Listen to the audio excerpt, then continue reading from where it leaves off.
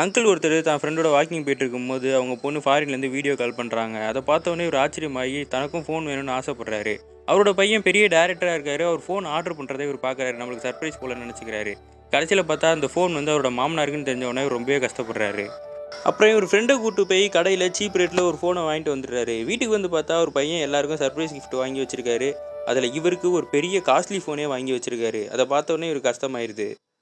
இவர் அந்த ஃபோனை வச்சிருந்தாலும் இவருக்கு அந்த ஃபோனை சரியாக யூஸ் பண்ண தெரியல. யாரும் சரியாகவும் சொல்லியும் தர மாட்றாங்க. ஒரு நாள் தன் டைரக்டர் பையன் கூட கதை சொல்கிறதுக்காக இவர் கூட போயிருக்காரு. அவர் பையன் போகிறதுக்குள்ளே இவர் ஹீரோ கிட்ட போய் உட்காந்து பேசிக்கிட்டு இருக்காரு. ஹீரோ வந்து ஃபோனில் எப்படி ஃபேஸ்புக் அக்கௌண்ட் ஓப்பன் பண்ணுறதுன்னு ஓப்பன் பண்ணி அவர் கொடுத்துட்றாரு. அதுக்கப்புறம் அவரோட பையன் கேரவானுக்குள்ளே வந்து ஹீரோ கிட்ட கதை சொல்லிட்டாரு. ஹீரோவும் கதை கேட்டு முடிச்சோடனே இன்னும் பெட்டராக எழுதிட்டு வாங்கன்னு வீட்டுக்கு அனுப்பிச்சி விட்றாரு. டேரக்டர் டென்ஷன்லேயே வீட்டுக்கு வராரு. அவங்க அப்பா வந்து எல்லா கதையும் சொல்லிக்கிட்டு இருக்காரு. அந்த டைமில் டென்ஷனில் ஹீரோவை பற்றி அசிங்கமாக திட்ட ஆரம்பிக்கிறாரு. அந்த டைமில் அப்பாவுக்கு ஃபோனை எப்படி யூஸ் பண்ணுறதுன்னு தெரியாமல் ஃபேஸ்புக்கில் லைவ் போட்டு விட்டுறாரு. இந்த ஃபேஸ்புக் லைவ் எல்லாத்தையும் பார்த்துடுறாங்க.